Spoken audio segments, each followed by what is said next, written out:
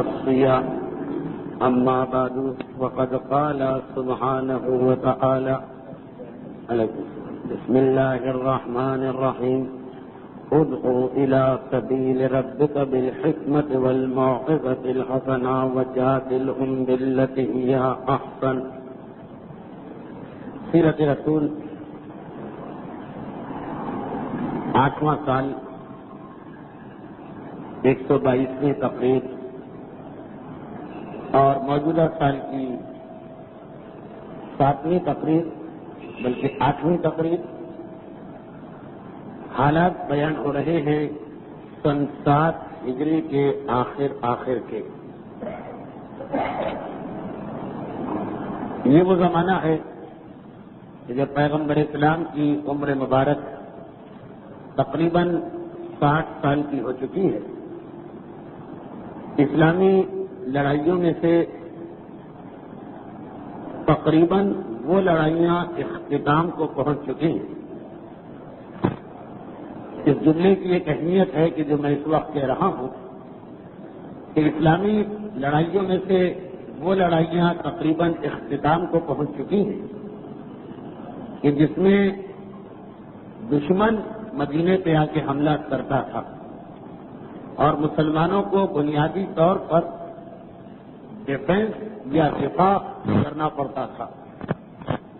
اب وہ وقت آ رہا ہے کہ اسلام تیزی کے ساتھ پھیل رہا ہے اور اسلام کی تبلیغ کے سارے ممکن ذرائع اختیار کیے جا رہے ہیں اور وہ مرحلہ آ چکا ہے تاریخ اسلام کا کہ جب مستقبل کے دشمنوں پہلے ہی سے ان کے علاقوں میں پہنچ کر شکست دی جا رہی ہے.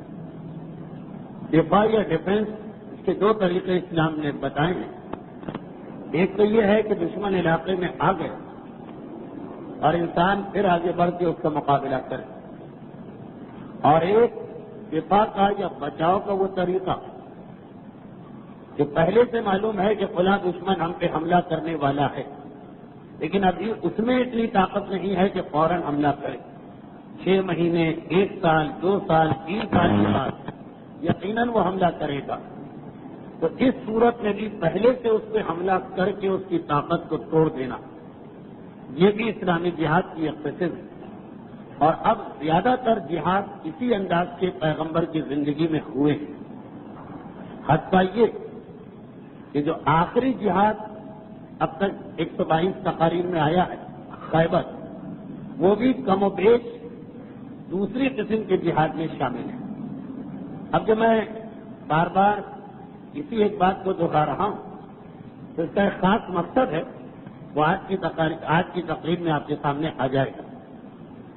تو بنیادی اعتبار سے مسلمان اتنے اب مضبوط اور مستحکم ہو چکے ہیں دنیاوی طاقت کو دیکھتے ہوئے کہ اب کسی میں یہ ہمت نہیں ہے کہ مسلمانوں پہ حملہ کرے یا مدینے کو نشانہ بنایا جائے.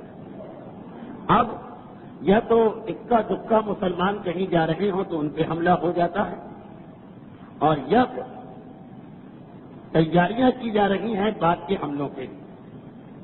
اسی دوران پیغمبر اسلام اپنی رسالت کو اطراف کے تمام علاقوں تک پھیلا رہے ہیں, اور جو اسلام کا بنیادی طریقہ کہ ہر مسلمان اپنی جگہ مبلغ ہے, ہر مسلمان کی ذمہ داری ہے کہ پیغام اسلام کو دوسروں تک پہنچائے. اور یہ واحد مذہب اسلام ہے کہ اپنے ماننے والوں پر جو ذمہ داری بھی عائد کرتا ہے, جب رسول کا عہدہ بڑھا تو رسول کے وہی ذمہ داری بڑی کر کے عائد کر دی جاتی ہے. باقی مذاہب میں تو عوام کو قربانیاں دینا پڑتی اور مذہبی پیشوا کو کافی چھوٹ اور سہولت مل جاتی ہے. اسلام میں اگر ایک عام مسلمان سے نمازی بننے کی خواہش ظاہر کی گئی تو سب سے بڑا نمازی خود رسول اپنے آپ کو بنا کے پیش کریں گے, تب ہم سے کہا جائے گا کہ تم چھوٹی نماز پڑھ لو. اگر ایک عام مسلمان سے سال میں 1 مہینے روزہ رکھنے کی خواہش ظاہر کی گئی تو پیغمبر سال میں زیادہ دن روزہ رکھ کے بتا دیں, ہر حکم کو اپنی ذات پر زیادہ نافذ کریں گے, پھر ہم تک پہنچایا جائے گا. ہر مسلمان مبلغ تو خود اللہ کا رسول مبلغ اعظم اور ان تمام علاقوں تک پیغام اسلام پہنچا رہا ہے. کہ جو اس زمانے کے اعتبار سے معلوم دنیا کا حصہ تھے، اور وہ جو پیغام پیغمبر نے پہنچایا اس کے بارے میں 3-4 تقاریر بہت تفصیل کے ساتھ ہو چکی. اب ہم اس موضوع سے باہر آ چکے ہیں، لیکن ایک آخری جملہ کہ سن 6 ہجری کا ذی الحجہ کا مہینہ منتخب کیا گیا کہ بیک وقت 6 علاقوں کی جانب ایک دن میں مدینے سے 6 قاصد نکلے. ایک ایران کی جانب گیا، ایک شام کی جانب گیا، تیسرا قاصد مصر کا رخ کرتا تو چوتھا قاصد حبشہ کا، 5واں قاصد یمامہ کے علاقے کی جانب جاتا جو سعودی عرب کا یا عرب کا ساحلی علاقہ اس کے قریب، اور 6واں قاصد اس علاقے کی جانب جاتا ہے جہاں آج اردن کا ملک ہے. اس زمانے کے اعتبار سے اس کا نام شام تھا. اس زمانے کا شام بہت بڑا تھا، لیکن آج کل کی جغرافیہ کے اعتبار سے اردن کا علاقہ. یہ 6 قاصد ایک ہی دن نکلے سن 6 ہجری کے آخری مہینے میں، اور پھر 7 ہجری کے مختلف تاریخوں میں اپنی اپنی منزل مقصود تک پہنچے. ان کے حالات تو آپ نے سماعت فرما دی. اس کے علاوہ پیغمبر اسلام 3-4 اور بہت اہم خط بھیجے. بحرین کے حاکم کے نام، عمان کا علاقہ کہ جہاں 2 سگے بھائیوں کی حکومت تھی، دوسرا خط. تیسرا خط تاریخ اسلام میں ایک بہت ہی مشہور واقعہ جب اللہ کہ جسے پیغمبر نے خط بھیج کے مسلمان اسلام کی دعوت دی، لیکن پیغمبر کے انتقال کے بعد طواف کعبہ کے دوران کسی مسلمان کا پاؤں اس کی چادر پہ پڑنے سے وہ مرتد ہو گیا. تو ایک پورا تفصیلی واقعہ. تیسرا خط اس کے نام، چوتھا خط بنو حمیہ قبیلے کے اس آدمی کے نام جو اپنے آپ کو خدا کہلواتا تھا. یعنی پوری تاریخ اسلام میں یہ غالباً منفرد شخصیت، لیکن پھر اس خط کا وہ اثر ہوا کہ نہ صرف یہ کہ مسلمان بنا لے، لیکن ایسا مسلمان کہ آدمی یقین بھی نہیں کر سکتا.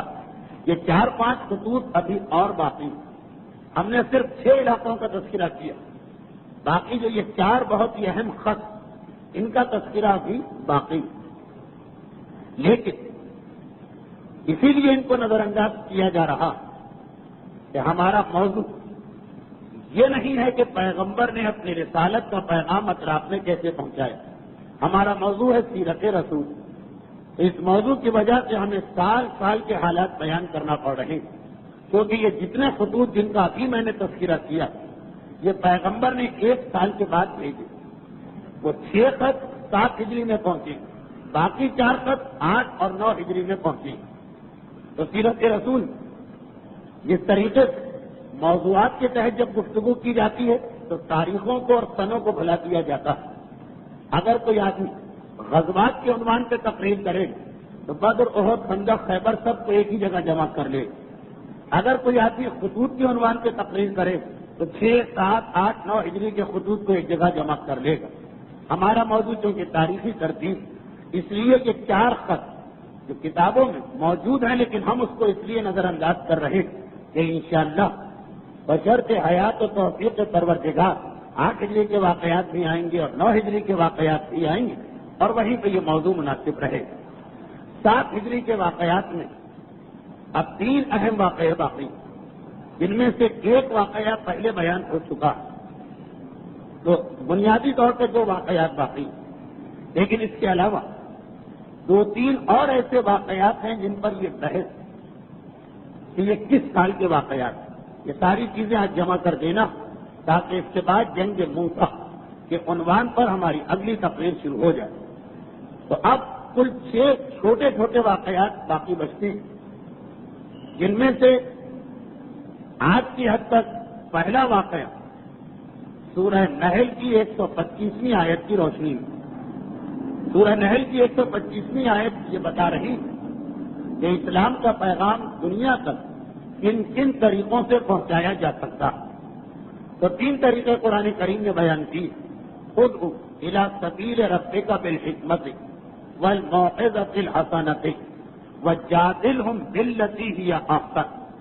یہ 3 طریقے تبلیغ کے اسلام بتا رہا کہ ادعو الی سبیل ربک، اے رسول اپنے رب کے راستے پر لوگوں کو دعوت دو. پروردگار کی طرف لوگوں کو لے کے آؤ بالحکمہ، کہیں حکمت و دانائی اور عقل مندی کے ذریعے سے، والموعظۃ الحسنہ، اور کہیں بہترین طریقے سے واضح و نصیحت کے ذریعے سے، وجادلہم باللتی ہی احسن، اور کہیں پر اچھے مناظرے کے ذریعے سے، بحث اور مباحثے کے ذریعے سے۔ تو بعض لوگوں کو مسلمان بنایا جاتا ان سے بحث کر کے، دلیل دے کر اور ان کی دلیل سن کر، یہ ایک طریقہ۔ سیرت رسول میں اس قسم کے واقعات بھی۔ بعض لوگوں کو مسلمان بنایا جاتا، دیکھیے مناظرہ دو طرفہ، ایک ڈائلاگ ہے دو فریقین کے درمیان، یہ ایک طریقہ۔ ایک ہے موعظۃ الحسن، یک طرفہ بات، پیغمبر پیغام پہنچاتے رہے، دوسرا سنتا رہے۔ یہ وہ طریقہ ہے جو گزشتہ 4 تقاریر سے چل رہا۔ ایران کے بادشاہ کے نام خط، مصر کے بادشاہ کے نام خط، روم کے بادشاہ کے نام خط، موعظہ حسنہ، اسلام کا پیغام بہترین طریقے سے پہنچایا جا رہا۔ اسلم تسلم، اسلام لاؤ سلامت ہو جاؤ گے، اسلام لاؤ دوہرا اجر ملے گا، اسلام نہ لاؤ گے تو دوہری سزا ملے گی۔ تو یہ ہے موعظہ حسنہ۔ لیکن قرآن نے ایک طریقہ اور بھی بتایا کہ بعض لوگ ایسے ہیں کہ نہ ان کو مناظرے کے ذریعے قائل کیا جا سکتا اور نہ ہی واضح و نصیحت کے ذریعے، ان کو مسلمان بنانے کے لیے حکمت سے کام لینا پڑتا۔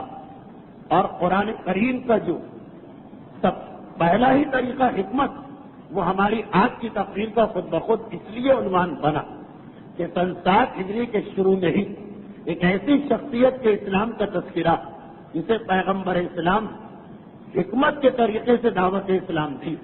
اسی 7 ہجری پیغمبر 6 بادشاہوں کو موعظہ حسنہ کے ذریعے مسلمان بنا رہے، اور اسی 7 ہجری مصر کے حکمران مقوقس کو جو پیغمبر کا قاصد اور نمائندہ پہنچا مناظرے کے میدان میں شکست دے کے اسلام کے قریب لا رہا، اور اسی 7 ہجری ثمامہ ابن قصال حکمت کے ذریعے، پیغمبر کی بتائی ہوئی حکمت کے ذریعے مسلمان بن رہے ہیں۔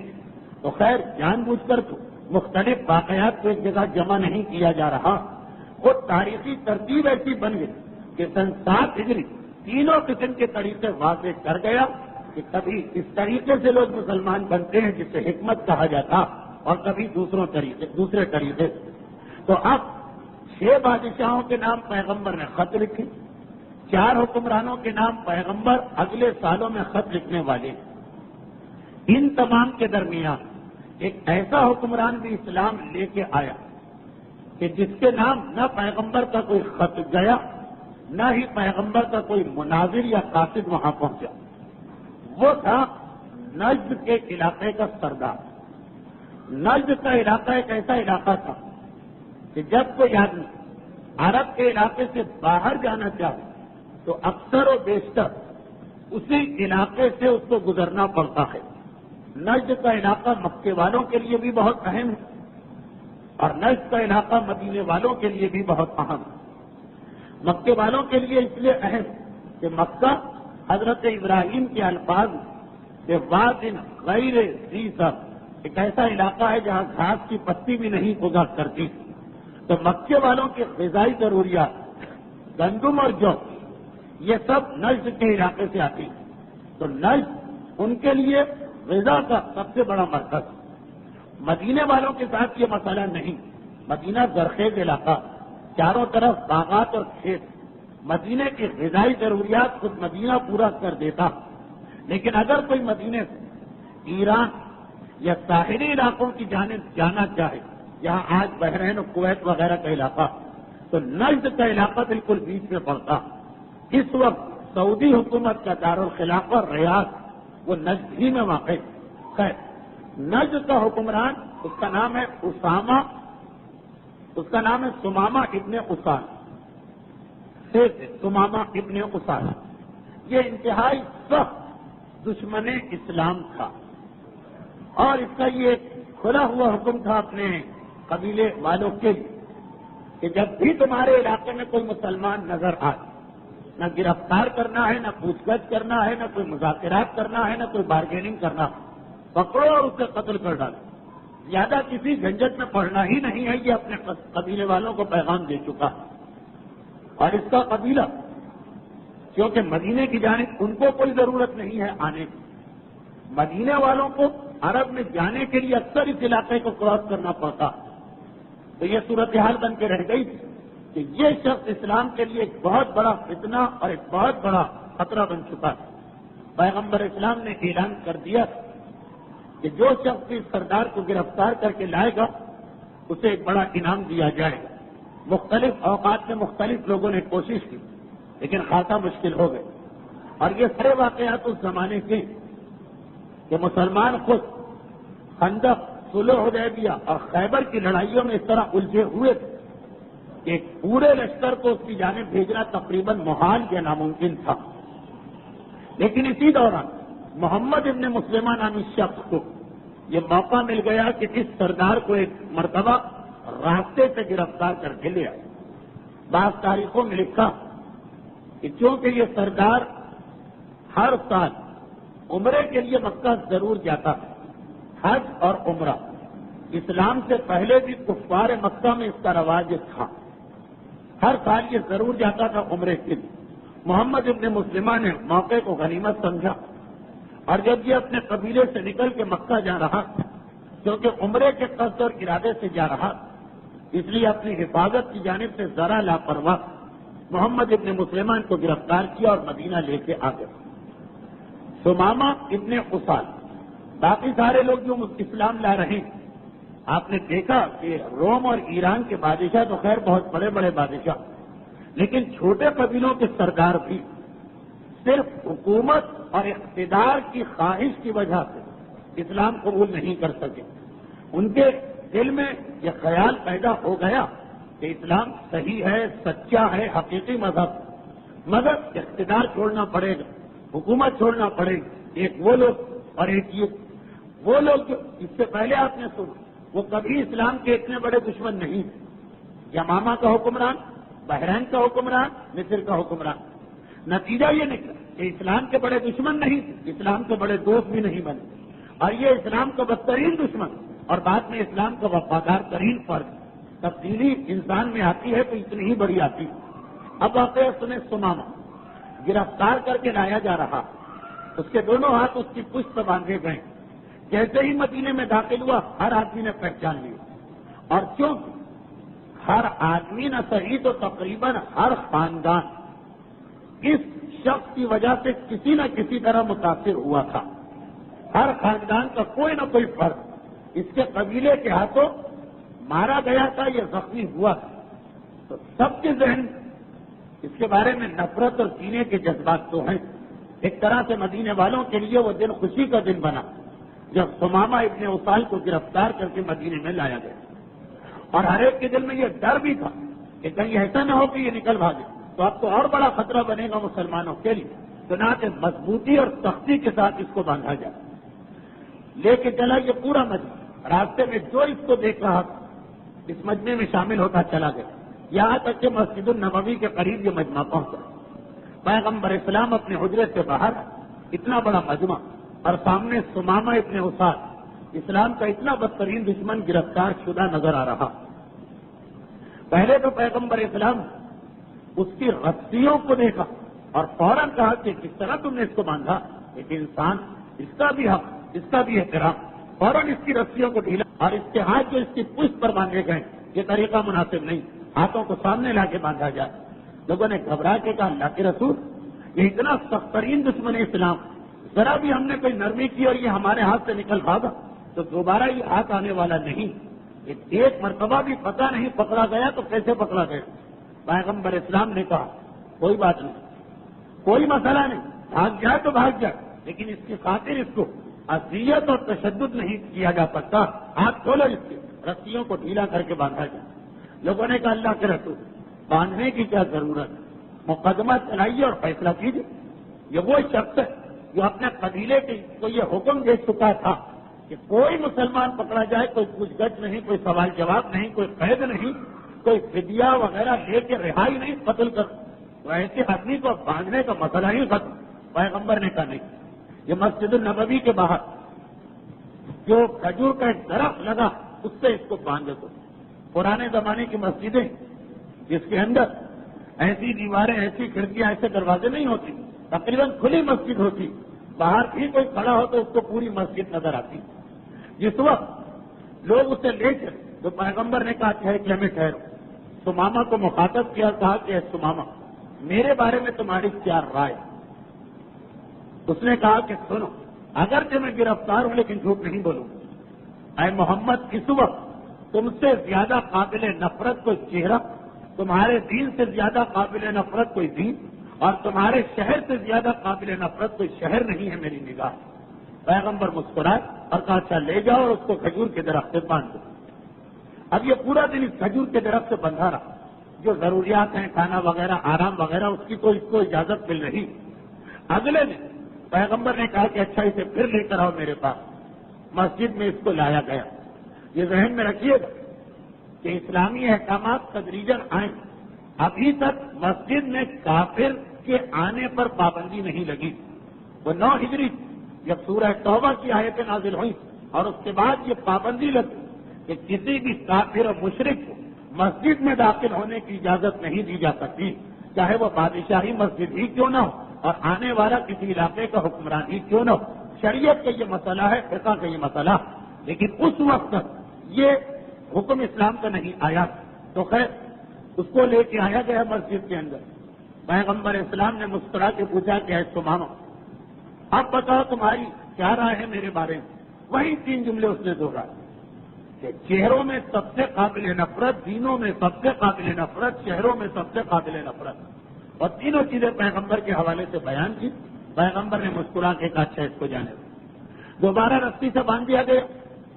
اگلے دن پھر اس کو بلایا جا رہا اور تیسری مرتبہ اللہ کا رسول یہی 3 سوال، ایک سوال کر رہا اور وہ اس کے 3 جواب دے رہا اور وہی 3 جواب کہ جسے دہرانا بھی اب ذرا طبیعت پہ گرا لگ رہا. خیر تیسری مرتبہ بھی جب اس نے یہ جواب دیا دوسرے دن کے بعد پیغمبر نے اپنے ساتھیوں سے کہا کہ اس کی رسیاں کھولو اور اسے آزاد کر دو اور اجازت دے دو کہ جہاں جانا چاہے جا سکتا. اصحاب رسول ایک ناقابل یقین جملہ سن رہے ہیں. اور کسی کے بارے میں ہوتا تو مان لیتے، لیکن وہ کہ جس کی 2 دن کی قید بھی اصحاب رسول کو بڑی مشکل لگ رہی تھی. ایسا شریف، ایسا فتنہ انگیز، اتنا بڑا دشمن اسلام، اتنے مسلمانوں کا قاتل اور پیغمبر اسلام. ہاں یہ دوسری بات ہے، یہ ذہن میں رکھیے. سردار قبیلہ تھا، اپنی تلوار سے کسی مسلمان کو قتل نہیں کیا، اپنے قبیلے والوں کو حکم دیا. خیر وہ ایک الگ فقہی بحث. پیغمبر اسلام آزاد کرنے کی بات کر رہے ہیں، کسی کو یقین نہیں آ رہا. اللہ کے رسول آپ کا حکم ہے لیکن بات سمجھ میں نہیں آ رہی کہ ایسا موزک ایک مرتبہ ہاتھ آ گیا اور اس کو چھوڑ دیا جائے. پیغمبر فرماتے ہیں کہ ہاں اس کو چھوڑ دو، جو میں جانتا ہوں وہ تم نہیں جانتے ہو. یہ کہہ کے اس کو رہا کیا گیا. اب 3 دن تک پیغمبر اسلام نے اسے مسجد کے بالکل سامنے رکھا، بظاہر قید کر کے، لیکن رسیاں بڑی ڈھیلی. یہ گویا اس کی قید نہیں، اسے ایک موقع دیا جا رہا تھا کہ اسلام اور مسلمانوں کو دیکھنے. 3 دن متواتر اس نے دیکھا مسلمانوں کی عبادت، مسلمانوں کی نماز، مسلمانوں کا ایک دوسرے کے لیے ایثار، مسلمانوں کا ایک دوسرے کے حق کی ادائیگی، مسلمانوں کا رسول سے محبت کرنا، مسلمانوں کا جذبہ اطاعت، پیغمبر اسلام کا اخلاق کہ ایسا بدترین دشمن اور ایسے جواب دے رہا کہ نہ آنے والے کو بھی غصہ آ جائے پھر بھی نظر انداز کرنا. دیکھیے افراد میں فرق ہوتا. کسی کو تقریر سنانا پڑتی ہے، کسی کے سامنے کردار کو پیش کرنا پڑتا. اللہ کا رسول ادعو الی سبیل ربک بالحکمہ کی تفسیر اس وقت پیش کر رہا. اسے کوئی واضح نہیں کیا گیا، اسے کوئی خط نہیں دیا گیا، اس کے سامنے کوئی قرآن نہیں پڑھا گیا، اس کے سامنے اسلام کی کوئی تفصیل پیش نہیں کی گئی.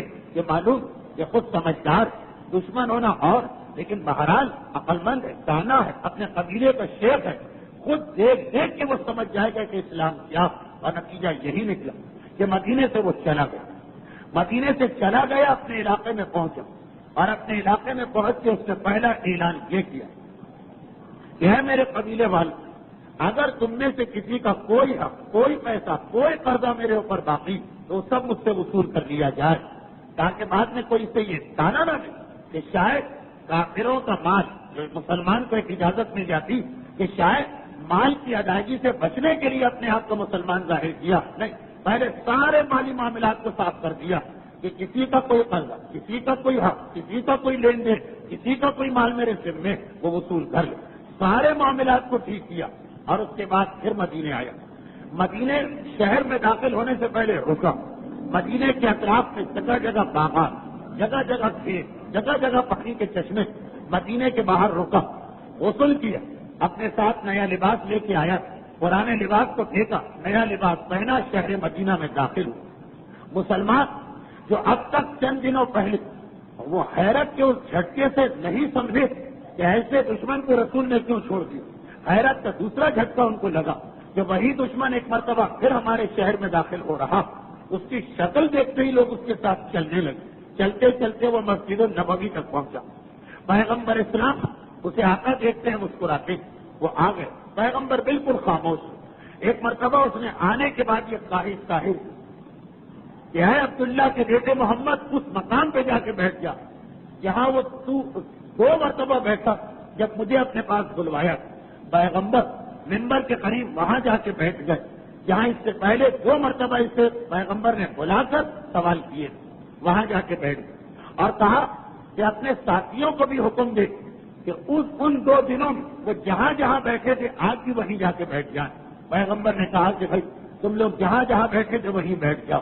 وہ سارا مجمع بیٹھ گئے اور کہا کہ بس میری تیسری خواہش یہ کہ وہی سوال مجھ سے پھر کر لیا جائے جو اس سے پہلے 3 مرتبہ کیا گیا۔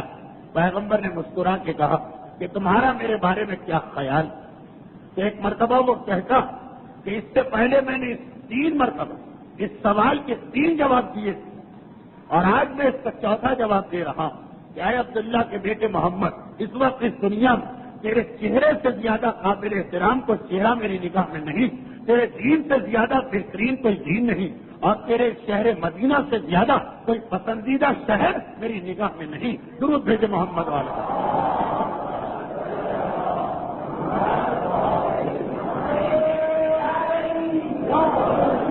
حکمت، لوگوں کو اسلام کی جانب لانے کا طریقہ، کبھی واقعاً ضرورت پڑتی ہے خطاب اور کبھی ضرورت پڑتی ہے کردار کی۔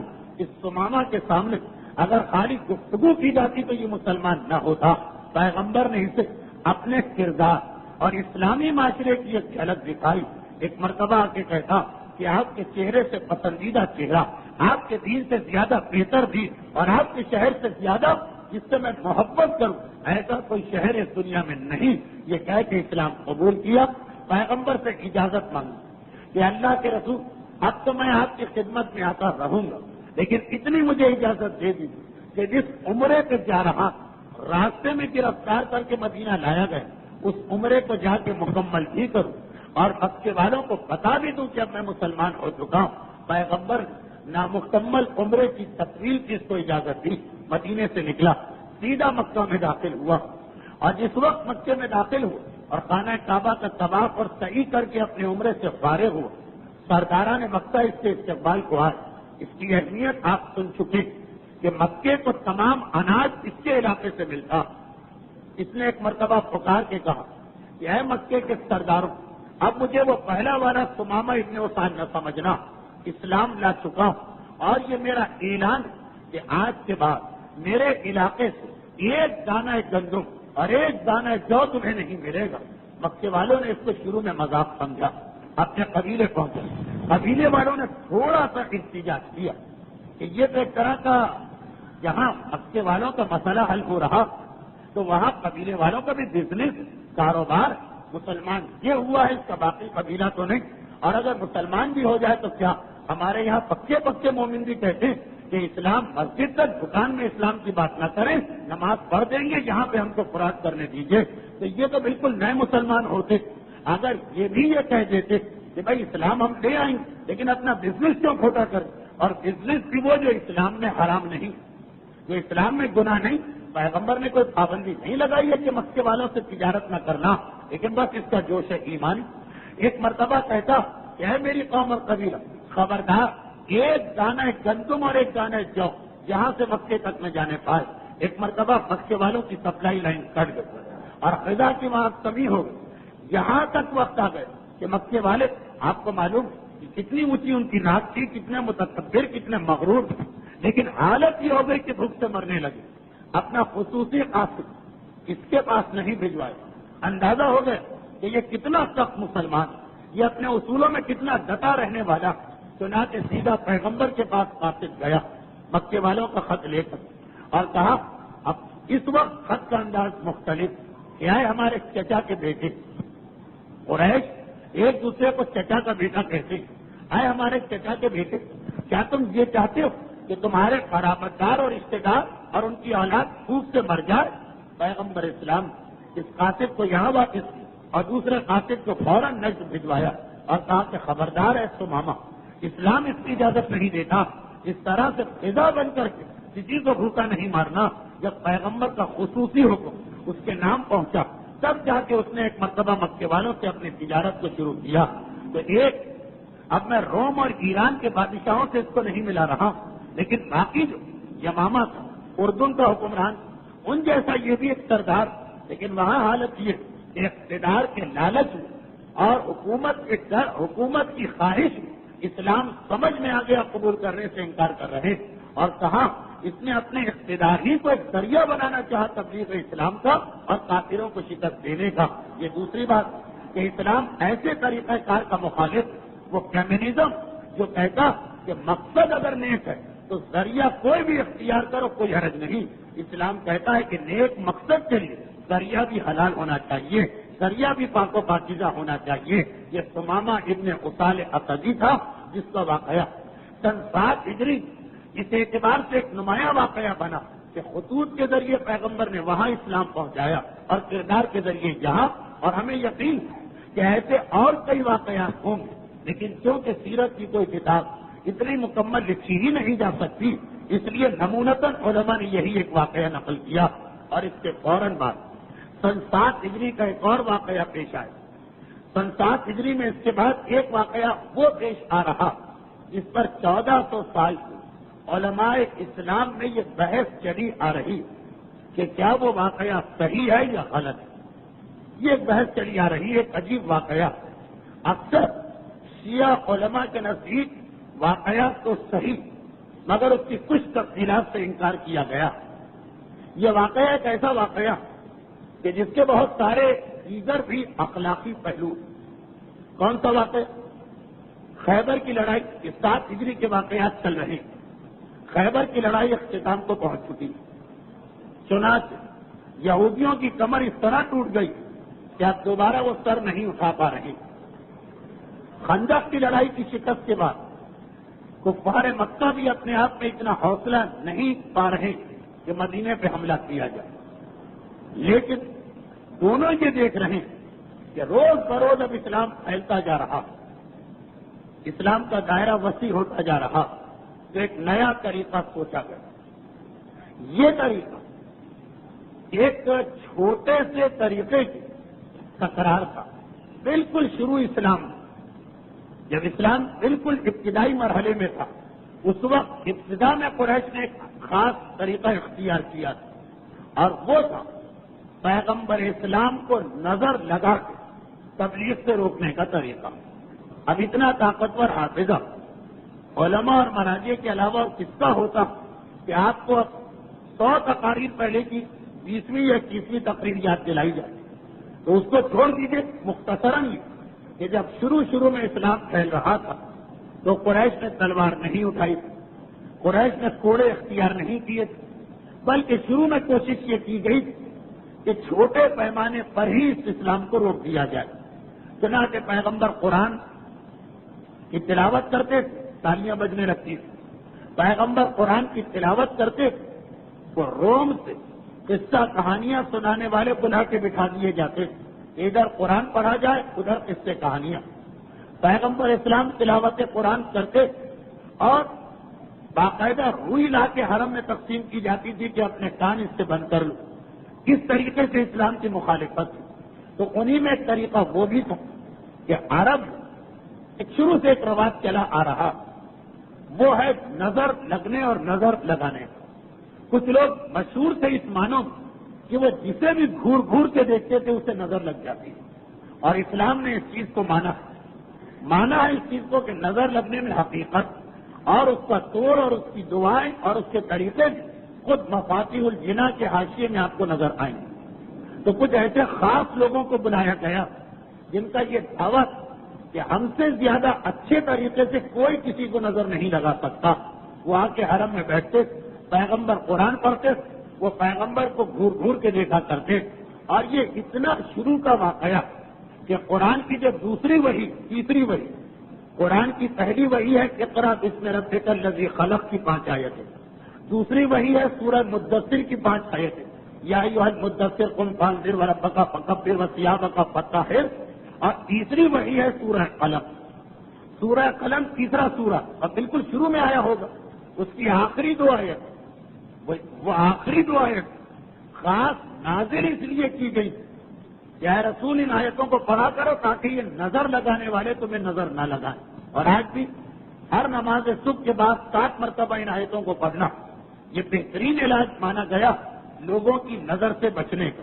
سورہ قلم جو 29ویں پارے میں سورہ ملک کے فوراً بعد، اس کی آخری 2 آیت، انقلاب ایران کے بعد بہت زیادہ یہ آیتیں تلاوت کی جانے لگی جب ساری دنیا اسی طرح سے ایران کے انقلاب کو ناکام بنانے کے لیے کوشش کر رہے تھے۔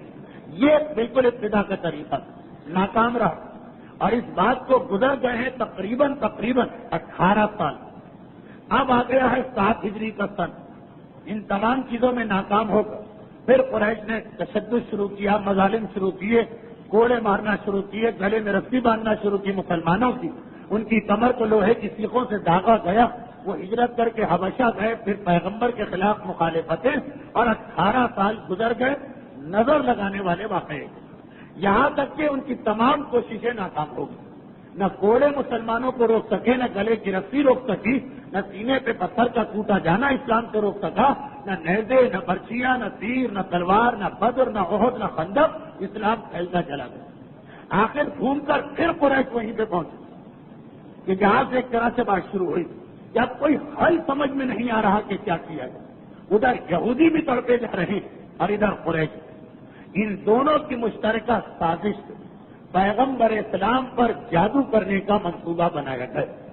پیغمبر اسلام پر جادو، جو تاریخ اسلام کا ایک بہت ہی مشہور واقعہ، بعض علماء نے کہا ہے کہ سن 6 ہجری، لیکن اکثر علماء قائل ہیں کہ یہ سن 7 ہجری کا واقعہ جو ہمارا اس وقت کا موضوع چل رہا، اور اس کے اس یہودی کو جس کا نام تھا لبید ابن اعصم، لبید ابن اعصم، اسے ایک مانا ہوا جادوگر تھا مدینے کا، اسے منتخب کیا گیا۔ یہ خود یہودیوں نے اسے دولت دی، قریش مکہ نے بھی 300 دینار دینے کا وعدہ کیا کہ اب اور کوئی طریقہ سمجھ میں نہیں آ رہا اسلام کو روکنے کا۔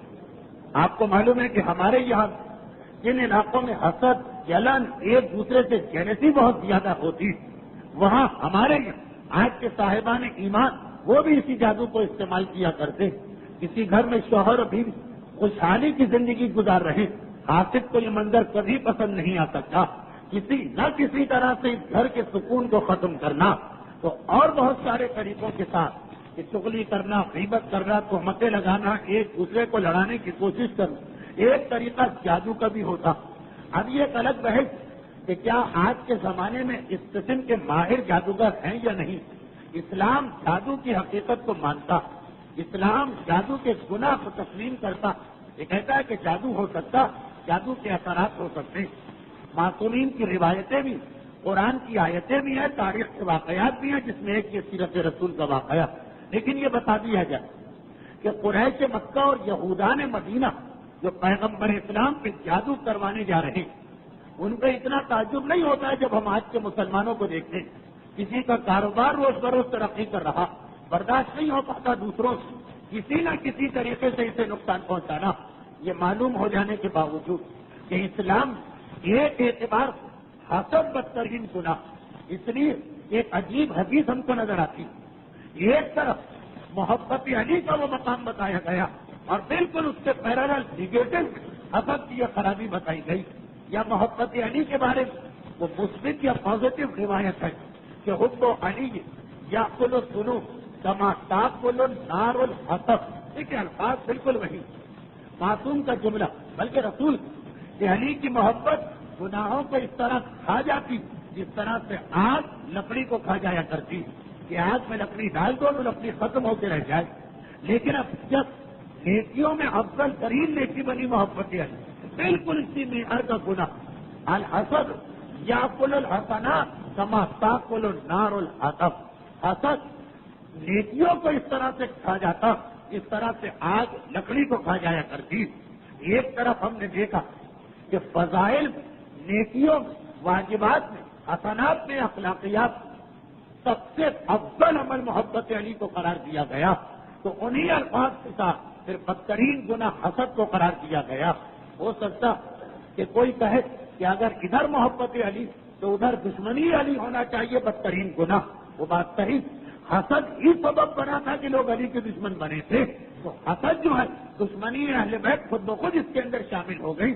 اہل بیت نے معاذ اللہ کوئی کمی تھی, کوئی خرابی تھی, کسی کو کوئی نقصان پہنچایا تھا کہ لوگ ان کے دشمن ہو گئے. یہی مسئلہ حسد کا مسئلہ تھا. یہ اتنے اچھے کیوں, یہ اتنے بہتر کیوں, ہم ان جیسے کیوں نہیں بن پا رہے؟ تو بجائے اس کے کہ اپنی خرابی کو دیکھتے اس طرح, بجائے اس کے کہ اگر اس کے گھر میں سکون ہے تو ہم اپنے گھر میں وہ ماحول لے کے آئیں. نہیں, اس کے گھر کا سکون بھی ختم کرنا. بجائے اس کے کہ وہ کاروبار میں ترقی کر رہا, اپنی کچھ محنت و کوشش کر جی نہیں, اس کے کاروبار کو تباہ کر کے رکھ دینا.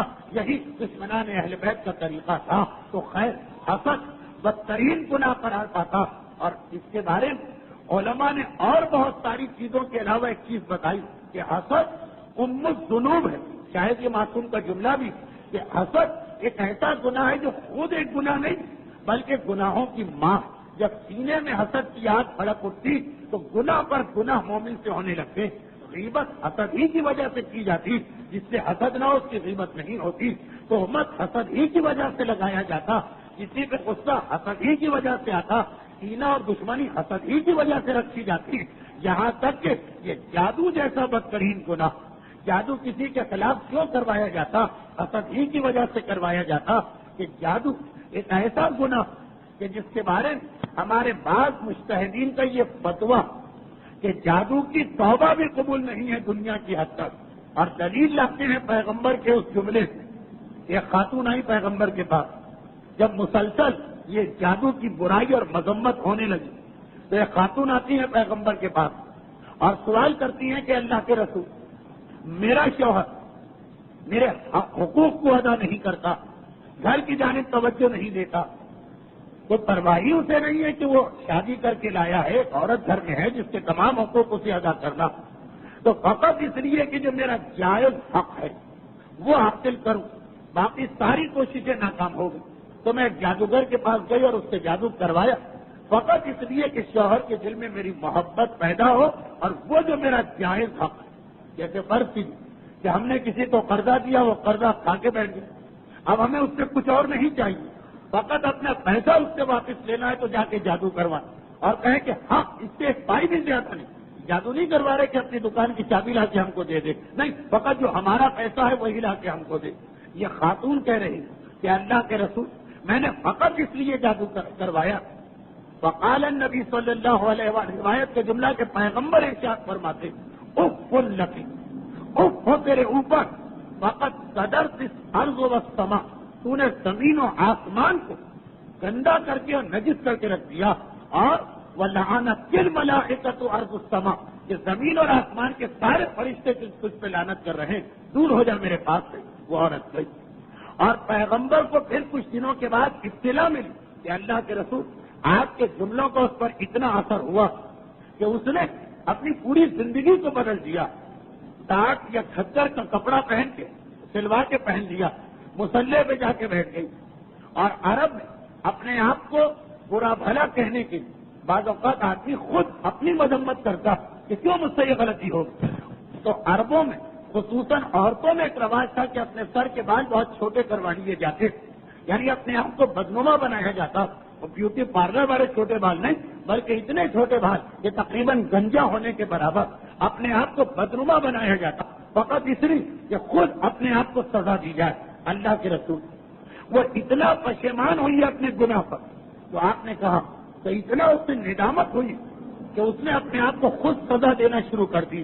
اچھا لباس پہننا چھوڑ دیا, وہ جو بوریاں آتی اس بوریوں کا لباس اس نے سلوا لیا اور اپنے آپ کو تقریباً گنجا کروا لیا. مسلح پر بیٹھ گئی ہے، سوائے رونے اور نماز کے کچھ نہیں. پیغمبر اسلام نے کہا پھر وہ جہنم میں جائے گی. اب یہ جو روایت، اس کے بعد علماء میں بحث ہوئی کہ آخر یہ کیسے؟ بھائی توبہ کے بعد تو ہر گناہ معاف ہو جاتا، تو پیغمبر اس کے بارے میں کیوں کہہ رہے؟ اتنا رو رہی، نماز پڑھ رہی.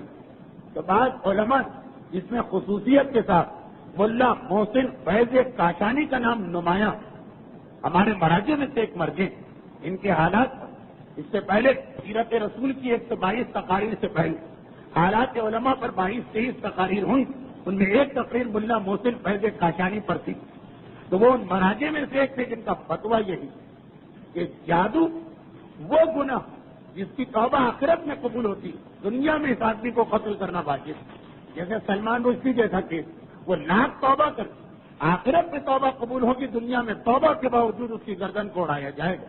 تو بعد ایسے فقط اپنے کسی فائدے کے لیے جادو کیا ہوتا تو ٹھیک، مگر اس نے جادو کروایا اپنے شوہر کو، تو گویا یہ ظلم ہوا شوہر کو. اور حقوق الناس کی توبہ یہ کہ رونے اور گڑگڑانے کے ساتھ اپنے شوہر سے جا کے معافی مانگی، وہ معافی اس نے نہیں مانگی. تو حقوق الناس ہم کسی کے 10,000 کھا کے بیٹھے اور ادا کرنے کی طاقت بھی رکھتے ہوں، اللہ سے رو رو کے توبہ کریں، وہ توبہ قبول نہیں. وہ کیس یہاں پر بھی خلاصہ یہ کہ اسلام میں اس کو اتنا بدترین گناہ مانا گیا. مومن کو تو کبھی اس دانے قدم بڑھانا ہی نہیں چاہیے. البتہ وہ یہودان مدینہ اور قریش مکہ، وہ تو یقیناً جب ان کے پاس اور کوئی راستہ نہ رہا پیغمبر کو روکنے کا، تو 7 ہجری لبید ابن عاصم کو ملا کر پیغمبر کو زہر دینے، پیغمبر پر سحر اور جادو کرنے کے بارے میں سوچا گیا. اب یہ طویل بحث ہے علماء کہ کیا نبی پر جادو کیا جا سکتا ہے. شیعہ علماء کے پاس تو اس سلسلے میں 2 نظریے. ایسا کوئی جادو نبی پر نہیں ہو سکتا جس سے نبی کی عقل یا ہوش و حواس کو نقصان پہنچ جائے. لیکن بعض مسلمان فرقوں نے کہا کہ نبی پر ایسا بھی جادو کیا جا سکتا کہ نبی کے ہوشل ہو جائے یا نبی کی عقل کچھ عرصے کے لیے کام کرنا چھوڑ دے. ایک ایسا موضوع کہ جس کی تردید کرنے کی بھی ضرورت نہیں، ہر آدمی کو معلوم ہے کہ کتنا خلاف شرع اور خلاف عقل نظریہ ہوگا. لیکن اب بات ہو رہی ہے شیعہ علماء کی کہ نبی پر سارے شیعہ علماء متفق ہیں کہ ایسا جادو نہیں ہو سکتا کہ جس سے نبی کے ہوش و حواس جاتے رہے معاذ اللہ یا عقل کو نقصان پہنچ جائے. لیکن ان 2 سے ہٹ کر کیا ایسا جادو کہ فقط جسمانی کمزوری ہو، جیسے جادو کے علاوہ نبی کے جسم پہ تلوار لگ سکتی؟ اب ابن ملجم کی تلوار مولا سے لگی، شہداء کربلا کا واقعہ، امام مظلوم کا تلوار سے شہید ہونا، جیسے نبی اور امام بیمار پڑ سکتے ہیں. حسنین کی بیماری تو اتنی مشہور کہ اس کے بعد وہ نظر ہمارے سامنے آئی جو سورہ دہر کی شان نزول بنی. اس کے علاوہ بھی پیغمبر اسلام کی بیماری کے بعد واقعات. تو جب نبی اور امام دنیاوی تلوار پتھر سے زخمی ہو سکتے ہیں اور بیمار ہو سکتے ہیں، تو بعض علماء کا کہنا کہ جادو ہوش و حواس نہیں، عقل نہیں، بلکہ عام بیماری کہ بیمار ہیں، کمزور ہیں کچھ عرصے کے لیے، جیسے اللہ کا رسول اپنی وفات سے پہلے کئی دن اتنا بیمار کہ مسجد میں نہ آ سکا. لیکن بعض شیعہ علماء کہتے ہیں کہ ایسا جادو بھی نبی کے اوپر ممکن نہیں. علم کلام کی ایک بحث ہے جس کی تفصیلات میں جانا ہمارا مقصد نہیں، صرف یہ جملہ بتانا کہ یہ طے شدہ بات ہے تشیع کے نزدیک کہ جادو نبی کی عقل اور ہوش و حواس سے کبھی اثر انداز نہیں ہو سکتا. اس کے بعد یہ واقعہ چلتا، کئی انداز سے روایت آئی، تفصیلات کی ضرورت نہیں ہے، صرف اتنا کافی کہ بعض علماء کہتے ہیں مورخین، اب یہ بات عقیدے والی نہیں، اب مورخ کا کام، تاریخ لکھنے والے کا، کہ خود زید ابن عاصم نے پیغمبر پہ جادو کی، اور زیادہ مشہور ہے کہ وہ نہیں، اس کی بیٹیوں کو ملایا گیا جو اپنے باپ سے جادو سیکھ کے خود بھی بڑی ایکسپرٹ ہو چکی تھی. لیکن جادو جب کیا جاتا تو عام طور پر جس آدمی پہ جادو کیا جا رہا، جس پہ جادو کیا جا رہا، جادو کا اس سے کوئی نہ کوئی کنیکشن یا ربط ہونا چاہیے. چنانچہ کبھی جادو اس قسم کا ہے کہ کوئی مجسمہ یا گڑیا بنا کے اس میں سوئی لگا دی، کبھی جادو ایسا ہے کہ اس تکیے میں یا اس کے لباس میں کوئی چیز رکھ دی گئی. اور زیادہ تر جو جادوگروں کا طریقہ مشہور وہ یہ ہے کہ اس کے بال وغیرہ اگر مل جائیں تو ان کا جادو آسانی سے ہوتا. لبید ابن عاصم یا اس کی بیٹیوں کا واقعہ علامہ مجلسی نے بھی حیات القلوب کی جلد دوم میں لکھا، لیکن تفاسیر میں اس کی زیادہ تفصیل آئی۔ علامہ مجلسی تفصیل میں نہیں گئے، اصل موضوع یہ تفسیر کا، کیونکہ قرآن کے آخری دو سورے قل اعوذ برب الفلق اور قل اعوذ برب الناس، جن کو ملا کر معوذتین کہتے ہیں، وہ اسی جادو کے واقعے پر نازل ہوئے، تو وہاں پہ یہ تفصیل آتی ہے کہ لبید ابن عاصم کی بیٹیوں نے پیغمبر اسلام پہ جادو کرنا چاہا، 300 دینار، یہ خاصی بھاری بھرکم رقم، یا 5 روپے 10 روپے لے کے لوگ جادو کرنے کو تیار ہو جاتے ہیں، تو 300 دینار ہے خاصی بھاری بھرکم رقم، وہ لڑکیاں اس لالچ میں آ گئی۔ لیکن مسئلہ یہ ہے کہ جادو کرنے کے لیے انہیں پیغمبر اسلام کے جسم کا کوئی حصہ چاہیے، خصوصاً بال۔ پیغمبر کے گھر میں یہودیوں کا ایک بچہ آ کے اکثر کھیلا کرتا تھا، اور وہ پیغمبر کی شان رحمت اور بچوں سے محبت کہ پیغمبر اس کو آنے دیتے ہیں۔ ان لڑکیوں نے، اب یہ لفظ لڑکی بار بار آ رہا، لیکن یہ لڑکیاں بھی اچھی خاصی بڈھیاں تھیں، جو تاریخ میں ان کی عمر لکھی کہ 50-55 سال کی ان کی عمریں۔ لبید کی ان بیٹیوں نے اس یہودی لڑکے، یہ بھی یہودی وہ بھی یہودی، ایک محلے کا رہنے والا، اسے لالچ دے دی اور کہا کہ جس کنگھے سے پیغمبر اسلام کنگھی کیا کرتے ہیں، کسی طرح وہ کنگھا اس وقت لے کے آ جانا جب پیغمبر کے کچھ بال اس کے اندر الجھے ہوئے ہیں۔ اور یہ بھی تقریباً ہر اس مسلمان کو معلوم ہے جو سنت نبویہ کو پڑھتا رہتا کہ پیغمبر کنگھی کرنے سے انتہائی اہم سنت قرار دیتے، اور پیغمبر کے مصلی یا جائے نماز میں کنگھی ہر وقت رہتی، باقی کنگھی کے علاوہ کہ ہر نماز جس وقت نماز شروع کرتے ہیں اللہ کے رسول پہلے کنگھی کرتے ہیں، جو کہ صادق آل محمد امام جعفر صادق علیہ الصلوۃ والسلام سورہ اعراف کی اس آیت کی تفسیر ہی یہ بتا رہے ہیں، وہ جو آیت خذوا زینتکم عند کل مسجد، کہ ہر نماز کے موقع پہ اپنے آپ کو زینت دو۔ معصوم کہہ رہے اس کا مقصد ہی ہے کہ ہر نماز سے پہلے اپنے بالوں میں کنگھی کرو۔ اللہ کا رسول کہ روزانہ 40 مرتبہ کنگھی کو اپنے سر اور داڑھی کے بالوں میں پھیرا کرتا۔ پرانے زمانے میں لکڑی کی کنگھیاں ہوتی، ان لڑکیوں نے اس بچے کو لالچ دے دی۔ وہ بچہ جسے پیغمبر نے اجازت دے رکھی جو پیغمبر کے گھر میں آئے، حجرے میں آئے، پیغمبر سے کھیلے، وہ ایک مرتبہ آیا اور موقع آ کے اس کنگھی کو لے کے چلا گیا۔ الفاظ صرف کتابوں والے بیان ہو رہے ہیں، ورنہ ہر ایک کو معلوم کہ سارا واقعہ پیغمبر کے علم میں تھا کہ کیا ہونے والا ہے، کس انداز سے اس کا نتیجہ نکلے۔ خیر وہ لڑکا یہ بال کنگھی اور بال لے کے گئے۔ لبید ابن عاصم کی بیٹیوں جادو کرنے کے لیے کچھ مل گیا، سنا کہ ان بالوں اور اس کنگھی کو کھجور کی ایک درخت کی چھال میں لپیٹا گیا، اور ساتھ میں وہ رسی رکھی گئی جس کے اوپر جادو پڑھ کے انہوں نے 11 مرتبہ گرہ لگائی تھی۔ گرہ لگانا، اب آج کل تو پتہ نہیں، جادوگر بھی بڑے ماڈرن ہو چکے ہیں، شاید کوئی اور طریقہ جادو کا ہو، لیکن پہلے زمانے میں کوئی جادو بغیر گرہ لگائے نہیں ہو سکتا۔ یہی امام کا جواب بھی تھا اس آدمی کہ ایک معصوم کے پاس ایک آدمی پہنچا تھا، مولا میرا طویل عرصے تک جادو کا پیچھا رہا اور میں بہت ہی ماہر جادوگر، سارا پیسہ بھی اس کا ہے، حج بھی اسی سے کیا، اب مجھے پتا چلا کہ آپ اس کو حرام کہتے ہیں، میں بڑا پشیمان، مولا میں کیا کروں کہ میرا گناہ معاف ہو جائے۔ امام نے کہا حل ولا تقص، گرہ کھول سکتے ہو، گرہ لگا نہیں سکتے ہو۔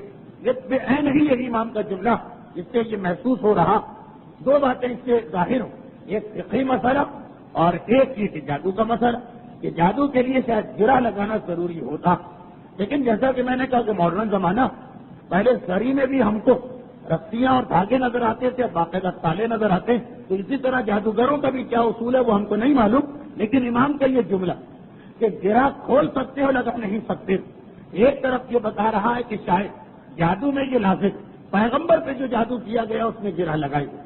معصوم کی اس حدیث سے ایک فقہی مسئلہ بھی نکلا کہ جادو کرنا حرام، لیکن جادو کا توڑ وہ جائز، البتہ اسی طرح جس طرح شراب جائز ہوتی تھی۔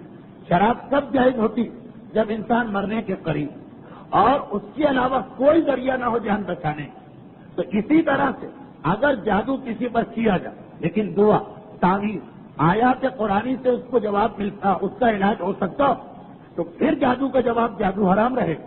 ہاں جب کوئی راستہ نہ ہو صرف یہی ایک راستہ کہ دعا، آیتیں، تعویذ بھی کام نہیں آ رہے ہیں، سب ایک اجازت ہے کہ جادو کو جادو سے توڑ سکتے، ایک الگ موضوع۔ تو یہ رسی میں 11 گرہیں لگائی، اس کے ساتھ کنگھی پیغمبر اسلام کے بعد ان کو کھجور کے ایک چھال میں لپیٹا گیا۔ اب یہ جادو کا ہمیشہ یہی مسئلہ کہ یہ چیز کسی کے ہاتھ میں نہ آئے ورنہ جادو ٹوٹ جائے۔ تو ان لڑکیوں نے ایک کنواں تھا بنو زریق کے قبیلے، وہ کنویں کے اندر اس کی تہ میں کھجور کی اس لپٹی ہوئی چھال کو رکھوایا اور مزید احتیاط کے لیے اس پر ایک پتھر رکھ دیا۔ ایک تو کنویں کی تہ، پھر کوئی نیچے اترے بھی تو خالی پتھر نظر آئے، پتھر کو ہٹائے بھی تو کھجور کی چھال نظر آئے۔ کھجور مدینے میں اتنی کثرت کے ساتھ کہ جگہ جگہ اس کی چھال بکھری رہتی کہ کسی کا ذہن بھی نہ جائے کہ یہ جادو کر کے وہ رسی کہاں بھیجی گئی، وہ دھاگا کہاں بھیجا گیا۔ اور ادھر اب عام تاریخوں میں لکھا ہے کہ ادھر یہ 11 گرہیں لگی، اب ادھر پیغمبر اسلام بیمار ہوئے۔ ہمارے محققین علماء نے بڑی بحث کی کہ کیا واقعاً پیغمبر بیمار ہوئے یا فقط اس لیے کہ امت تو قیامت تک یا کم از کم ظہور امام تک جادوگروں کے ہاتھ میں مصیبتیں برداشت کرتی رہے، تو انہیں جادو کا علاج دینا، اس لیے یہ سارا واقعہ پیش آیا۔ وہ ایک علم کلام کی بحث وہیں پہ اچھی لگتی، اس وقت تو جلدی جلدی بات کو ختم کرنا۔ تو اب یہ ہے کہ پیغمبر اسلام بیمار پڑ گئے، یہ تو طے شدہ بات کہ نہ ہوش و حواس کو کوئی نقصان پہنچا نہ عقل کو، وہ ساری روایتیں غلط ہیں جو دوسرے لوگ پڑھ دیا کرتے، لیکن بیماری ہوئی جسم میں کمزوری ہوئی، یہاں تک جبرائیل اور میکائیل قرآن کے 2 سورے لے کے نازل ہوئے، ایک سورہ جبرائیل لے کے آئے اور شاید دوسرا سورہ میکائیل، کیونکہ اس میں 2 روایتیں ہیں۔ ایک طرف کی طے شدہ بات ہے کہ قرآن سوائے جبرائیل کے کوئی فرشتہ نہیں لایا، دوسری طرف کی روایت ہے تو علماء نے کہا کہ نہیں، اصل میں جبرائیل لائے تھے، میکائیل فقط ساتھ دینے کے لیے آئے تھے، اور پیغمبر کو بتایا گیا کہ آپ پہ جادو کیا گیا، اور جادو کا توڑ کرنے کے لیے وہ دھاگا لازم جس میں گرہ لگائی گئی، اور دھاگا وہی لے کے آ سکتا ہے جو آپ کا وفادار ہو، سب سے زیادہ قریب ہو، آپ سے پوری محبت کرنے والا ہو۔ پیغمبر اسلام نے مولا کو بلایا، بنو زریق کے کنویں کا پتہ بتایا، میرا مولا وہاں گئے۔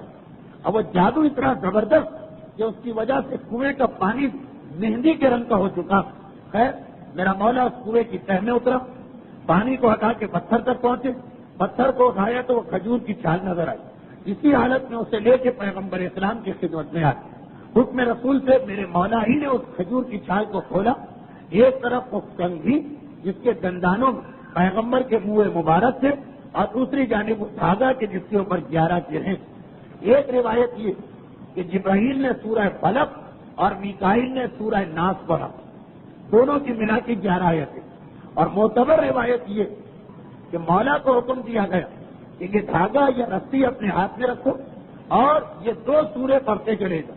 میرا مولا یہ 2 سوروں کی تلاوت کر رہا، ہر آیت پڑھتے تو خود بخود ایک گرہ کھل جاتی، یہاں تک کہ جب 11ویں آیت تک پہنچے تو دھاگے کی 11ویں اور آخری گرہ کھل گئی، اور پیغمبر اسلام وہ جو بظاہر ایک بیماری اور کمزوری نظر آ رہی اس سے بھی شفا یاب ہوئے اور جا کے اس سے صحت انجام دیا۔ لبید ابن عاصم کا یہ واقعہ یہاں پہ مکمل ہوا، اور اس سے ہمارے سامنے یہ واقعہ آ گیا کہ یہ واقعہ تو ضرور پیش آیا، لیکن جیسا کہ آپ نے سنا کہ محققین علماء کا یہ کہنا کہ پیغمبر پر براہ راست جادو نہیں، صرف اس لیے کہ امت رسول آئندہ کبھی کسی جادوگر کے جادو میں مبتلا تو ان کو علاج پتہ چل جائے۔ معصوم کی حدیث کہ جب بھی کسی پہ جادو وہ 11 مرتبہ ان 11 آیتوں کو روزانہ نماز صبح کے بعد پڑھے تو جادو کا بہت آسانی کے ساتھ خاتمہ ہو سکتا۔ اس کے علاوہ جادو کے بارے میں 3 اور خاص دعائیں ہم کو بتائی گئی۔ ایک دعا استباسب ہے جو خود ہمارے زمانے کے امام سے منسوب ہے کہ کم از کم ہر جمعے کے دن اس کی تلاوت 1 ہفتے کے جادو سے انسان کو محفوظ رکھتی۔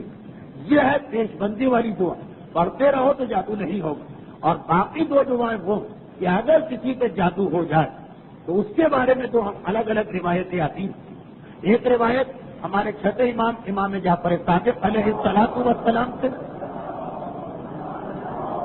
جس میں معصوم ارشاد فرما رہے ہیں کہ ہرن کی کھال کے اوپر اگر قرآن کریم کی 3 آیتوں کو لکھا جائے، لیکن اس سے پہلے یہ 3 ٹکڑے بسم اللہ و باللہ بسم اللہ و ما شاء اللہ، بسم اللہ ولا حول ولا قوت الا باللہ، اور پھر سورہ یونس کی آیت نمبر 81 لکھی جائے، اور اس کے بعد سورہ اعراف کی آیت نمبر 118 اور 119 جو وقع الحق سے شروع ہوتی ہے اور ساغرین پہ ختم ہوتی ہے، اور آدمی اسے ہرن کی کھال پہ لکھ کے ہر وقت اپنے بازو پہ باندھے، کسی جادوگر کا جادو اثر نہیں کرے گا۔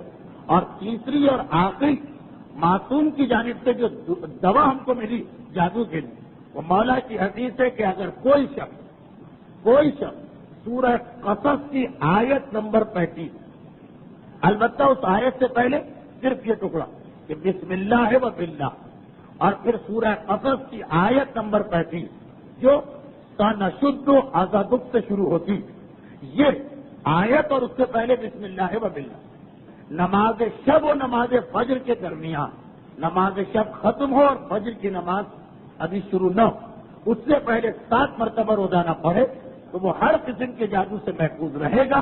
اگر جادو ہو گیا تو وہ جادو ٹوٹ جائے گا۔ اور یہ آخر کی 2 چیزیں جو میں نے بتائیں، اس سے پہلے کہ میرے لیے وہی مصیبت ہو جائے جو ہمیشہ ہو جاتی کہ جہاں بھی میں آؤں جاؤں، رکشے پہ، ٹیکسی پہ، گاڑی چل رہی ہے، رک رہی، ایک کاغذ ایک قلم آ جائے کہ لکھ دیجئے، تو اس لیے میں اس کا حوالہ دے دوں۔ گناہان کبیرہ، شہید دست غیب شیرازی کی کتاب، اس کتاب کی جلد 2 میں جادو کے عنوان پر پورا ایک چیپٹر اردو ترجمہ ہو چکا۔ اردو ترجمے میں غالباً یہ 4تھی جلد بننا چاہیے حساب سے۔ اس میں جو جادو کا باب ہے، باب نمبر 31 جادو، اس کا آخری پیج یہی ساری دعائیں جو آپ نے آج کی اس تقریر میں سنی، شہید دست غیب نے وہاں پہ لکھی، وہ آپ کو پورا اسی جگہ پہ یہ ساری چیزیں آپ کو مل جائیں گی، وہاں سے اس کو حاصل کر لیجیے۔ خلاصہ یہ کہ سن 7 ہجری کے 3 اہم ترین واقعات میں سے 2 مکمل ہوئے، پیغمبر کے جادو اور ثمامہ کا اسلام۔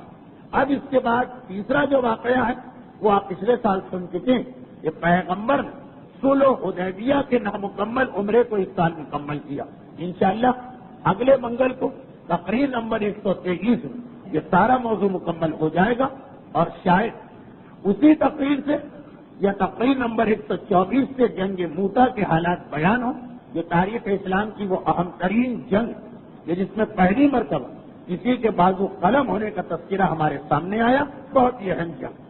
آج کی تقریر کا سیرت کا حصہ یہاں پہ پہنچ کے مکمل ہو گئے۔ اس سال ابتدا سے لے کر اب تک ہماری کوشش یہ رہی کہ کچھ نہ کچھ فکری مسائل ہر تقریر میں بیان ہوتے رہے۔ مجھے معلوم ہے کہ سردیوں کے زمانے میں 10:30 اور پھر خصوصاً کل کے دن کی کچھ ایسی خبریں ہیں کہ جس کی بنا پر بہت لمبی تقریر کی گنجائش نہیں، اور میں لمبی تقریر کر بھی نہیں رہا ہوں۔ یہ تقریباً 1 2 3 4 سوال میرے پاس 2 ہفتے پہلے سے آئے ہوئے، اس میں سے صرف ایک سوال، بس آج ایک یہی مسئلہ، کیونکہ یہ جو سوال ہے یہ سوال بھی ہے، اور جو اس وقت کا اہم ترین موضوع ہے تشیع کے درمیان، اس کے بارے میں بھی کچھ مسئلہ ہم کو واضح کرنے کا موقع ملے گا۔ سوال یہ ہے کہ کپڑا اگر پیشاب سے نجس ہو جائے تو کیا بغیر نچوڑے 3 دفعہ پاک ہو جاتا، یا نچوڑنا ضروری ہے؟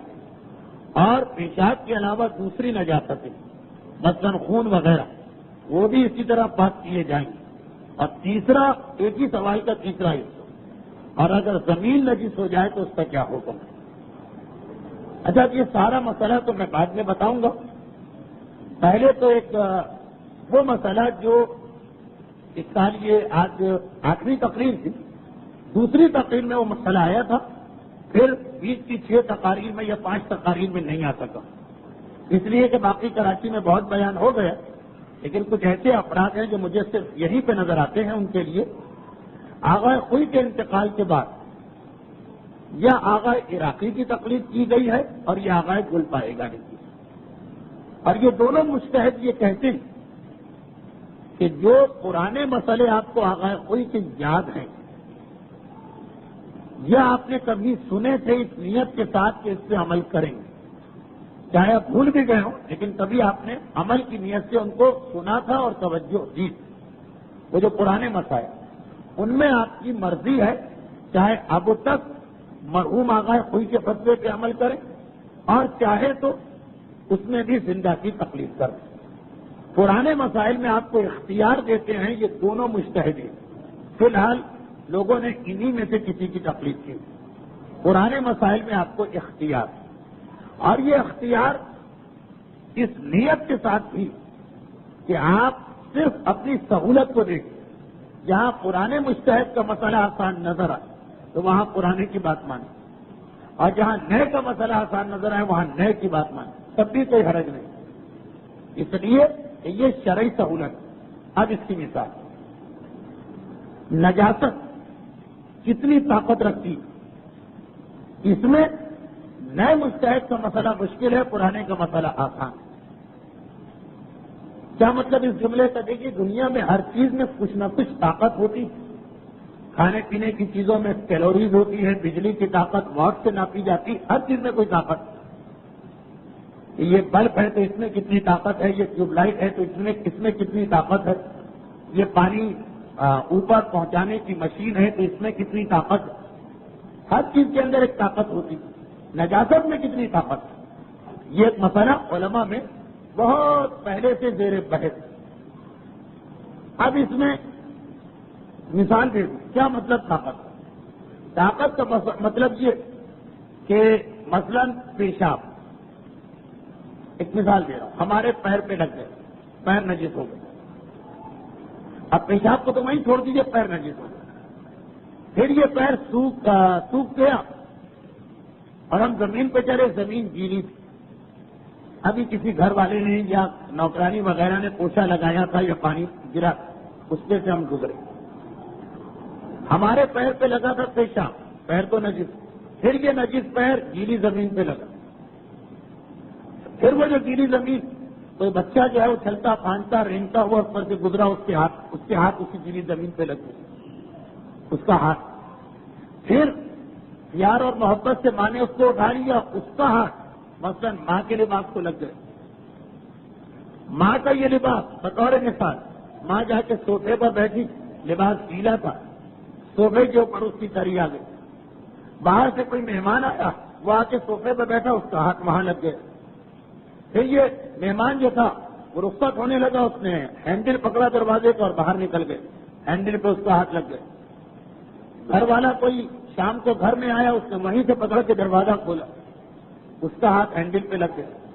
پھر وہ جا کے بیٹھا، خدمت گزار اور اطاعت شوہر بیوی تھی جو آج کل تو نہیں ہوتی، اس نے لا کے شوہر کو چائے پلائی. مثلاً شوہر نے چائے کی پیالی پکڑی، تو چائے پینے کے بعد یہ پیالی اٹھا کے کسی اور بچے نے پکڑی، اس بچے کا ہاتھ. اب یہ مسئلہ یہ کہ پیشاب تو بالکل شروع میں ہمارے پیر کو لگا تھا، پھر پیر نجس ہوا، پیر زمین پہ لگا تو کیا زمین بھی نجس ہو گئی؟ اور اس زمین سے بچہ گزرا تو اس کا بچہ بھی نجس ہو گئی. اور بچہ جو تھا وہ ماں کے کپڑے پہ ہاتھ رکھا تو ماں کا کپڑا بھی کیا نجس ہو گئے. اور ماں کا کپڑا صوفے پہ لگا تو کیا صوفہ بھی نجس ہو گئے. اور صوفے پہ مہمان آ کے بیٹھا تو کیا مہمان بھی نجس ہو گئے. اور مہمان نے اگر اسی نجس ہاتھ سے دروازے کی کنڈی پکڑی تو کیا دروازہ بھی نجس ہو گئے. اور پھر آنے والے شخص شوہر گھر میں آیا، اس نے اسی کنڈی کو پکڑا تو کیا وہ شوہر نجس ہو گئے. اور شوہر نے آ کر چائے کی پیالی پکڑی تو کیا چائے کی پیالی نجس ہو گئی. اور چائے کی پیالی آ کے قریب میں دوسرے برتنوں کے ساتھ ڈالی گئی، وہ سارے برتن نجس ہو گئے. اور ان برتنوں میں پورے گھر میں کھانا کھایا، کیا کہاں تک جا رہی ہے؟ نہ جاتا. پیشاب تو صرف پیر کو لگا تھا بس، اس کے بعد پیشاب نہیں. اس کے بعد ایک سے دوسری، دوسری سے تیسری، تیسرے سے چوتھی، چوتھی سے پانچویں چیز. یہ نجاست کہاں تک چلتی ہے؟ اس کے اندر موجودہ مجتہدین کے دو نظریے، ایک آغا خوئی اور امام خمینی کا تھا. وہ یہ تھا، وہ میں ذرا احتیاط والا پہلو بتا رہا ہوں، پورے الفاظ نہیں احتیاط والا، کہ تین چیزیں تو یقیناً نجس ہو جاتی ہیں. اس کے بعد پھر نجاست کی طاقت ختم، پھر نجاست آگے کسی کو نجس نہیں کر سکتی. مثلا بہت زیادہ ٹیکنیکل باتوں میں اترے بغیر مجمع میں جو بہت زیادہ بڑے بڑے مجتہد اور فقیہ ان سے معذرت کہ پورے الفاظ کو نہ پکڑیے، فقط مسئلہ سمجھانا کہ پیشاب پیر کو لگا، پیر پہلا نجس، یہ تو نجس. پھر پیر زمین کو لگا، زمین دوسری چیز، یہ بھی نجس. زمین پر سے بچہ گزرا وہ تیسرا نجس. آغا خمینی کہتے کہ یہاں تک تو نجاست ہے. اس کے بعد بچے نے ماں کے لباس کو ہاتھ لگا دیا وہ چوتھی چیز وہ نجس نہیں. اور ماں کا لباس صوفے سے لگا تو صوفہ پانچویں چیز وہ بھی نجس نہیں. اور صوفے سے مہمان آ کے بیٹھا اس کا ہاتھ ٹکرا دیا مہمان چھٹی چیز وہ بھی نجس نہیں.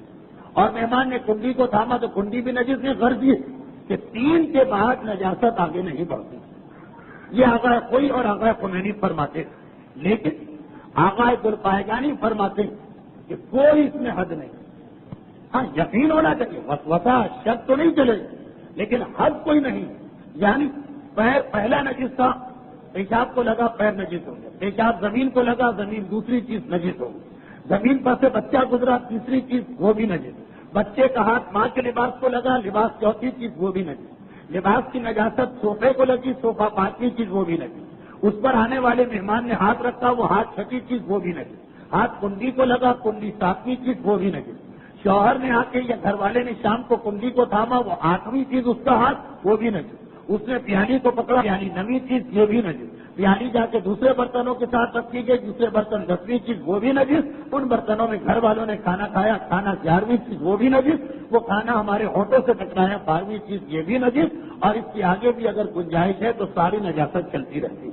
البتہ پورا یقین ہونا چاہیے شک نہیں وسوسہ نہیں. وسوسے پہ چلیں گے تو کائنات کی کوئی چیز بھی پاک نہیں رہے. خانہ کعبہ بھی نجس اور مسجد النبوی بھی نجس. یقین ہونا چاہیے کہ یہ ساری چیزیں اس طرح چلی ہیں آگے. بیچ میں رطوبت بھی تھی ایسی رطوبت کے گیلاہٹ کہ ایک چیز سے دوسری چیز گیلی ہو رہی. خلاصہ یہ کہ آقا کوئی اور خمینی کے نزدیک 3 چیزوں تک نجاست چلتی پھر اس کی طاقت جواب دے جاتی ہے وہ چوتھی چیز کو نجس نہیں کرتی. آقا گلپائگانی کے یہاں کوئی اس کے اندر حد نہیں ہے. جہاں تک یہ سلسلہ چلتا رہے وہ ساری چیزیں نجس ہو جاتی رہیں. اب جن کو یہ مسئلہ پہلے سے معلوم تھا کہ بھائی ایک حد تک نجاست آگے بڑھتی ہے اس کے بعد نہیں تو دیکھیے یہاں پر مرحوم مجتہد کا مسئلہ آسان زندہ کا مسئلہ مشکل. تو اجازت دیتے ہیں کہ اگر کسی نے یہ مسئلہ پہلے کبھی پڑھا یا یاد کیا تھا اس پر باقی رہ سکتا. یہ آقا گلپائگانی اور آقا عراقی دونوں اجازت دیتے. البتہ میں نجاست کی طاقت والا مسئلہ صرف آقا گلپائگانی کا پڑھا. اجازت دیتے ہیں کہ آپ اگر مرحوم کا مسئلہ آسان لگے اس پہ عمل کیجیے. تو دیکھیے یہاں پر مرحوم کا مسئلہ آسان لگا عمل کیجیے. مگر کپڑا پاک کرنے میں زندہ کا مسئلہ آسان ہے مرحوم کا مسئلہ مشکل. وہ کیسے؟ وہ اس طرح کہ آقا خود کپڑا پاک کرنے کے لیے 2-3 بڑی مشکل شرطیں لگاتے تھے.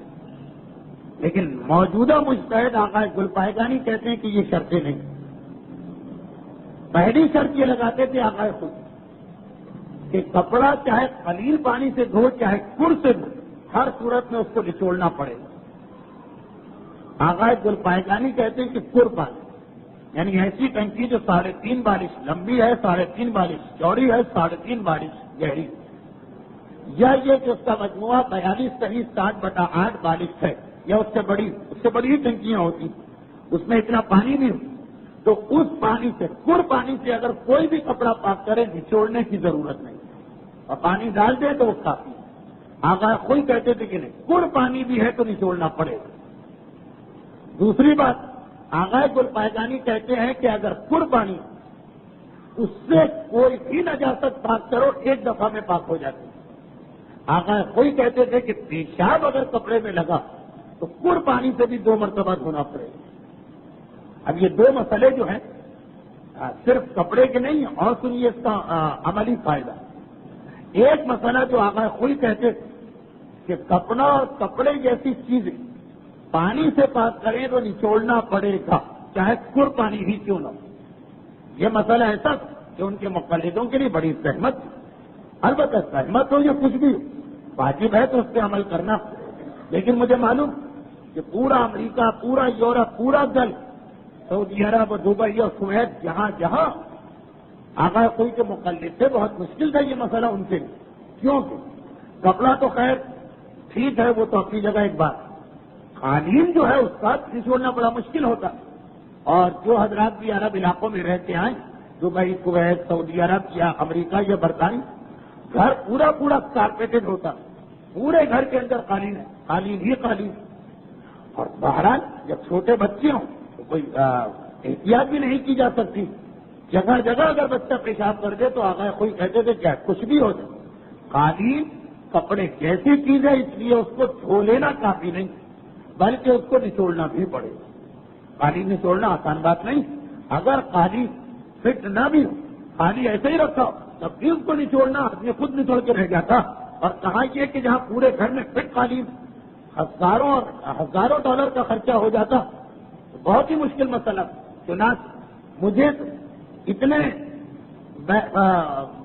غیر ملکی اور بیرون ملک سفر کے باوجود ایک مومن اب تک نہیں ملا کہ جس نے آقا کوئی کے اس مسئلے پہ عمل کیا.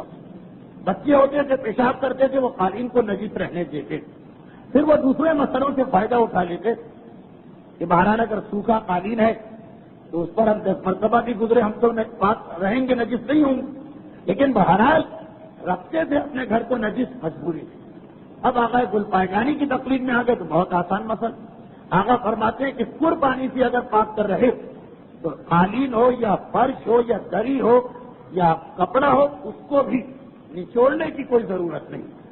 تو اب زیادہ سے زیادہ جو اس آدمی کو زحمت ہے کہ یہ کہ لوٹا یا جگ نہیں لا سکتا، وہ 4-5-6 فٹ کا ایک پائپ خرید لے جو قالین سے قریب نہ لے، اس سے وہ پائپ پلا دے، قالین پہ لا کے 2 دفعہ پانی ڈال دے. بلکہ آقا گل پائگانی کہتے ہیں کہ کر پانی ہے تو 2 دفعہ کی ضرورت بھی نہیں، 1 دفعہ لا کے پانی ڈال دے، بس وہ قالین پاک ہو گئی.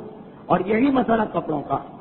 تو آقا گل پائگانی کا یہ مسئلہ بہت آسان ہے. اس میں آقا کوئی مشکل اجازت مل جاتی ہے آپ کو کہ یہی سوچ کر کہ کیونکہ مرحوم مجتہد مشکل مسئلہ تھا میں اس کو چھوڑ کر نئے مجتہد کی بات مانتا ہوں، کوئی حرج نہیں.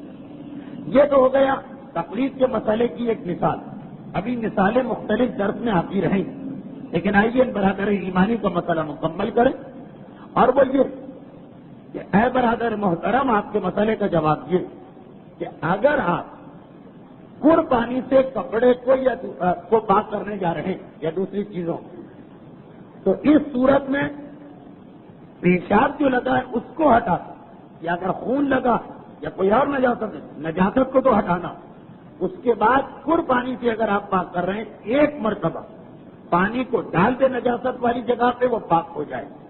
زمین میں بھی یہی ہے کہ کر پانی اگر آپ پائپ لا کے وہ پانی آپ ڈال دیتے ہیں زمین پر، نجس زمین پاک ہو جائے.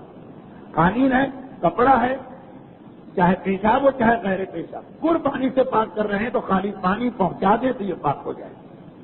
اگر آپ کر پانی سے کم پاک کر رہے ہیں، جگ ہے، لوٹا ہے، بالٹی ہے، کانسا ہے، تسلا، کر نہیں اس سے کم پانی، تو اس صورت بہرحال نجاست کو پہلے دور کرنا. نجاست دور کرنے کے بعد پیشاب اگر ہے تو 2 مرتبہ پانی ڈال کے پاک کرنا اور دونوں مرتبہ نچوڑنا. کوئی اور نجاست ہے، خون ہے یا کوئی اور، تو نجاست ہٹا کر 1 مرتبہ پانی ڈالیں تو وہ چیز پاک ہو جائے گی. البتہ وہ جو آپ نے سنا کہ نجاست ہٹا کے 2 مرتبہ پیشاب پاک ہوتا ہے، اگر کم پانی ہے قلیل، تو اس میں جو نجاست ہٹا رہے ہیں اگر وہ پانی سے ہٹا تو بس پانی ڈالے، ایک ہی دفعہ میں نجاست ہٹا کے تھوڑا پانی اور گر جائے وہ 1 دفعہ ہو جائے اور پھر 1 دفعہ اور پانی ڈالیں.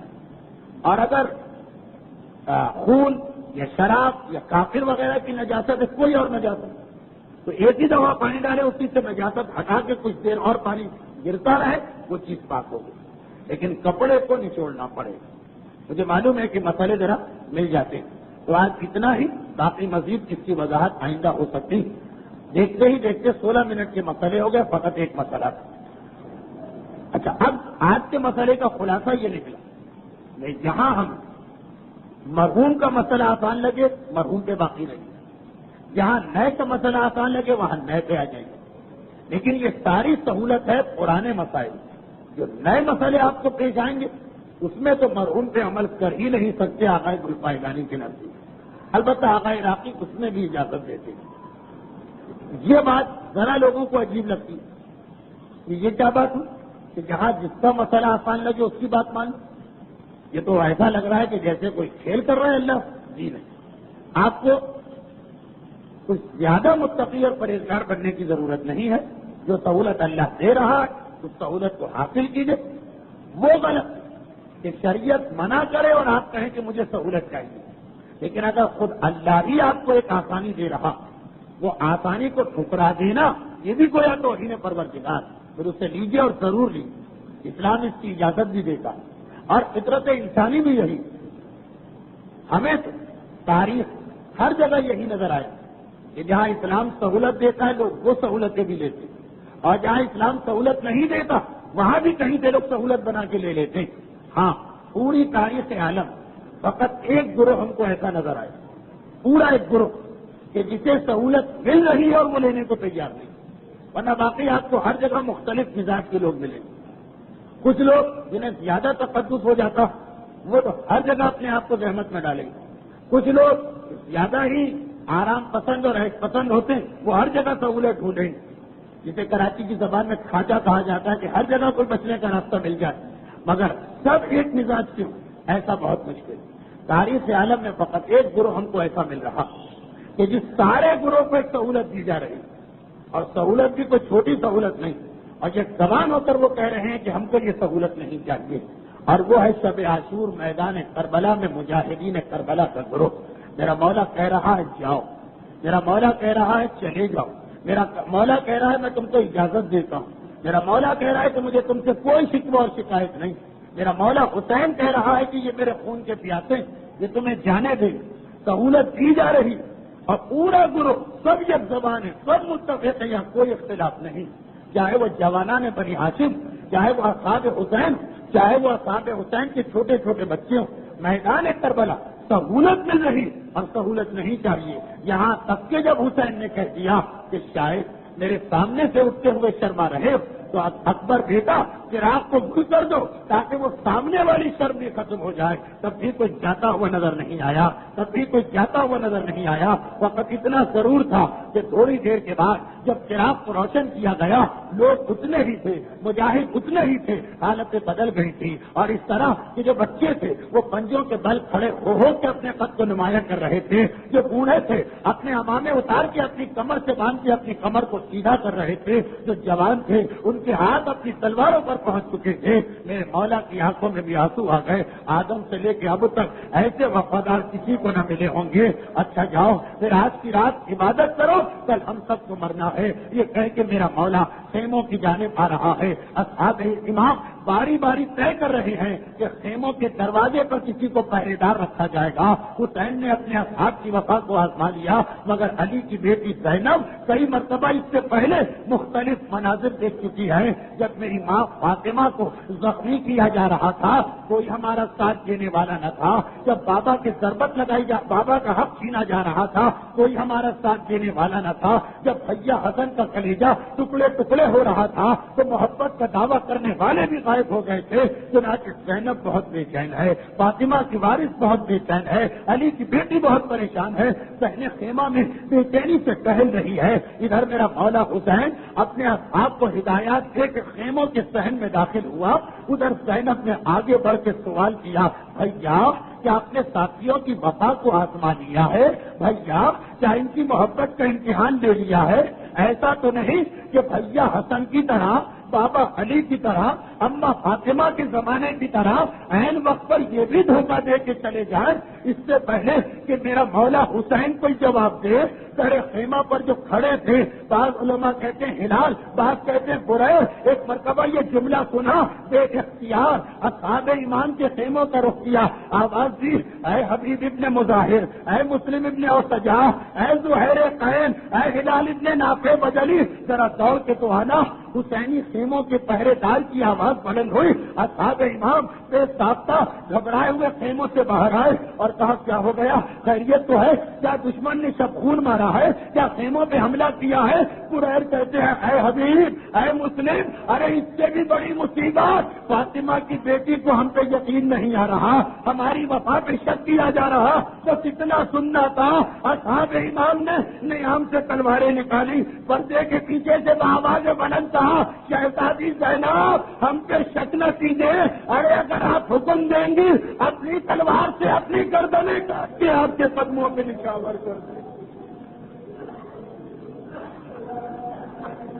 سيعلم الذين ظلموا أي منقلب ينقلبون.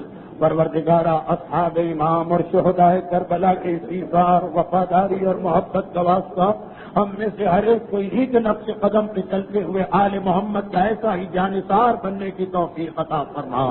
پروردگارہ کربلا کی ان مصیبتوں کا واسطہ ہم میں سے ہر ایک کو دنیا اور آخرت کی ہر مصیبت و پریشانی سے محفوظ فرما. پروردگارہ وہ سیرت رسول جس کے تحفظ کی خاطر کربلا میں یہ قربانیاں دی گئیں، ہمیں بھی اس سیرت رسول پہ بے نوعاً عمل کرنے کی توفیق عطا فرما. ہمارے جملہ مرحومین کی مغفرت فرما اور ان مظالم و مصائب کے انتقام کے لیے وارث زہرا فرزند معصومین اپنی آخری حجت امام عصر و زمان کے ظہور میں تاکید فرما.